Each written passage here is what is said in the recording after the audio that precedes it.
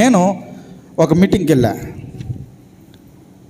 మీటింగ్కి వెళ్తేనే ఆ సేవకుడు వచ్చి నన్ను లోపలికి తీసుకుని వెళ్తా ఆయన సంఘం గురించి ఈ విధంగా చెప్తూ ఉన్నాడు. ఏమండి, ఇది మా వాళ్ళందరూ కలిసి కట్టినటువంటి సంఘం అండి అని అన్నాడు. మీ వాళ్ళంటే ఎవరండి అని అడిగాడు. మా వాళ్ళండి అని అన్నాడు. విశ్వాసులండి అని అన్నాడు. మీ కుటుంబ సభ్యులండి అన్నాను. కాదండి మా వాళ్ళు అని అన్నాడు. సరే అయిపోయింది. దాని తర్వాత మరలా దాంట్లో ఉన్నటువంటి విశ్వాసి మరలా నా దగ్గరికి వచ్చి అంటున్నాడు, అయ్యగారు ఆయన మావాడండి అని అన్నాడు. ఆయన మావాడే.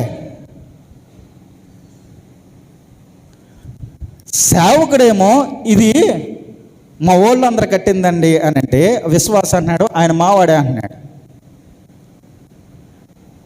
ఇప్పుడు దాకా మీరు విన్నారు కదా, సహోదరులు ఐక్యత కలిగి నివసించుట ఎంత మేలు, ఎంత మనోహరం అన్నారా? విన్నారు. ఈ రెండు మాటలను బట్టి నాకు అర్థమైనటువంటి విషయం ఏంటో తెలుసా? మనలో చాలామంది దేవుని కంటే ఉన్నతమైనటువంటి బలిపీఠము స్థానంలో, ఉన్నతమైనటువంటి స్థితిలో చాలా విషయాలు పెట్టుకున్నారు. అది నాకు అర్థమైంది. నాకు వాళ్ళని చూసిన తర్వాత అర్థమైంది ఏంటి అని అంటే, వారు పరిపూర్ణ రక్షణ పొందలేదు. ఇటు రక్షణ లేక, అటు పరిపూర్ణ రక్షణ లేక మధ్యలో ఉండిపోయినట్టుగా అనిపించింది. పరిపూర్ణ రక్షణ లేనటువంటి వారుగా అనిపించింది. పరిపూర్ణ రక్షణ లేకపోవడం అనేటువంటిది నీ జీవితంలో ఒక బలిపీఠం. అది నీవు బలిపీఠంగా కట్టుకున్నావేమో, అది నీ జీవితంలో బలిపీఠంగా ఉందేమో. ఆలోచన చేయండి. ఇక్కడ మీరందరూ కూర్చొని ఉన్నారు కదా, మీరందరూ రక్షణ తీసుకున్నారు అని నేను అనుకుంటా ఉన్నాను. నాకు మీకు ఏదైనా వ్యత్యాసం ఉందా? ఏదైనా వ్యత్యాసం ఉందా? చెప్పండి. అంటే ఏంటి మీ ఉద్దేశం? నేను రక్షణ తీసుకోలేదు అనుకుంటున్నారా? పోనీ మీరు రక్షణ పొందలేదు అనుకుంటున్నారా? ఏదో విషయం చెప్పండి. మీకు మీకు లేకపోతే మీకు మీ పక్క వాళ్ళతో మీకు అసలు ఏమైనా ఉందా? వ్యత్యాసం ఏమైనా ఉందా? అయిపోయి ఏంటండి మీరు, వ్యత్యాసం ఏమైనా ఉందా? మనకు వ్యత్యాసం ఏం లేదు.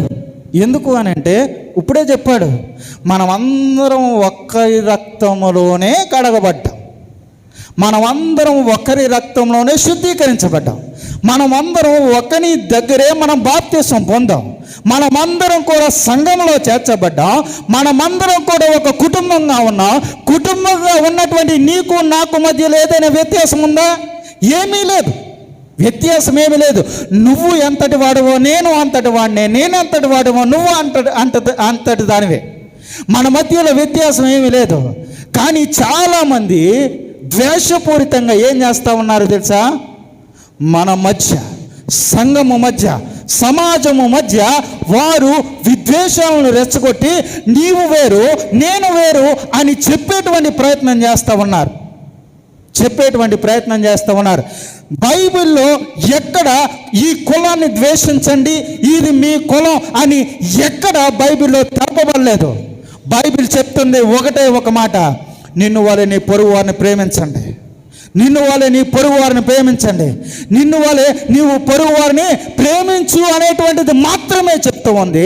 కానీ మనుషులైనటువంటి వారు ఏం చేస్తున్నారంటే క్రైస్తవ్యాన్ని భాగాలు చేసి పంచుకుంటూ ఉన్నారు. ఎక్కడ దేవుడు చెప్పలేదే, ఎక్కడ దేవుడు ప్రస్తావించలేదే, మతాల గురించి కులాల గురించి ఎక్కడ దేవుడు ప్రస్తావించలేదే. మరి ప్రస్తావిస్తుంది ఎవడో తెలుసా? మనుష్యుడైనటువంటి వాడు ప్రస్తావిస్తూ ఉన్నాడు. కులాల మధ్య మతాల మధ్య చిచ్చు పెడుతుంది ఎవడో? దేవుడు చిచ్చు పెడుతున్నాడా? మనుష్యుడు చిచ్చు పెడతా ఉన్నాడు. వాడి స్వార్థ రాజకీయ ప్రయోజనాల కోసం మనుష్యుడు చేసేటువంటివి ఏంటో తెలుసా? కులాన్ని మతాన్ని వాడు అడ్డు పెట్టుకుంటూ ఉన్నాడు. ఈరోజు క్రైస్తవులు అయినటువంటి మనం అందరం ఒకటే అనేటువంటి భావన మనకి ఎందుకు రావట్లేదో తెలుసా? అలాంటి కోపంలో నీవు నేను చిక్కుకున్నాం కాబట్టి, అలాంటి కోపంలోనే నీవు నేను ఉన్నాం కాబట్టి. ఈరోజు చెప్తా ఉన్నా, నీకు ఒక్కడే తండ్రి, నీ తండ్రి నా తండ్రి. పోనీ నాకు తండ్రి వేరు, నీకు తండ్రి వేరు, మీ అందరికి తండ్రులు వేరు అని మీరు అనుకుంటున్నారా? ఆత్మీయంగా లోకానుసారంగా తండ్రులు వేరేమో కానీ ఆత్మీయానుసారంగా తండ్రి ఒక్కడే. ఆయన రక్తంలోనే మనం కడగబడి, ఆయన రక్తంలోనే కుటుంబంగా మనం ఏర్పరచబడి ఉన్నాం. మనలో అలాంటివి ఉండకూడదు. ఒకవేళ నీలో అలాంటి భావన ఉంటే, అలాంటి ప్రస్తావన నీ యొక్క జీవితంలో ఉంటే, అలాంటి బలిపీఠం నువ్వు కట్టుకుని ఉంటే, దాన్ని నువ్వు ఇప్పుడే ఈ క్షణమే కూల్చేయి. దానివల్ల నీ యొక్క ఆత్మీయ జీవితం పతనమైపోద్ది. అది నీ జీవితంలో ఎందుకు ఉపయోగపడుతుంది? మనలో చాలామంది ఉపయోగించేటువంటి మాట, నేను క్రైస్తవ మతాన్ని తీసుకున్నానండి, క్రైస్తవ మతాన్ని పుచ్చుకున్నానండి అని చాలామంది ఉంటారు. ఇది మతం అని ఎవడు చెప్పాడు? ఇది మతం అని ఎవడు చెప్పాడు? మనకి ఎవడన్నా చెప్పాడా? మతము కాదు ఇది ఒక మార్గం. ఇది ఎందుకు చెప్పలేకపోతున్నాం మనం? మతం కాదు ఇది గొప్ప మార్గం. ఎందుకో తెలుసా? మనిషి ఏ విధంగా జీవించాలో, ఏ విధంగా నడవాలో, ఏ విధంగా ఉండాలో, ఏ విధంగా వ్యవహరించాలో సమస్తాన్ని నేర్పించేటువంటిదే ఈ గ్రంథం. నీ తల్లిదండ్రులు నీకు మార్గాన్ని చూపిస్తారు. అదే విధంగా ఈ యొక్క బైబిల్, ఈ యొక్క వాక్యం, మన దేవుడు మనకి మార్గాన్ని సిద్ధం చేశాడు, మార్గాన్ని చూపిస్తూ ఉన్నాడు. ఇది మార్గము కానీ ఇది మతము కాదు. చాలామంది ఇది మతంగా స్వీకరిస్తున్నారు. దయచేసి ఎప్పుడు ఆ మాట మీరు ఉపయోగించవద్దు. దేవుడు మతాలని, కులాలని చూసి ఆయన రమ్మనేటువంటి వ్యక్తి కాదు. అందరినీ ప్రేమించాడు. దేవుడు లోకమును ఎంతో ప్రేమించాను. ఒక్కరిని కాదు, ఇద్దరిని కాదు, ఈ కులపోలని కాదు, ఆ మతస్థులను కాదు, ఈ మతస్థులను కాదు, సర్వలోకాన్ని ఆయన ప్రేమించాడు. సర్వలోకాన్ని ఆయన ప్రేమించాడు.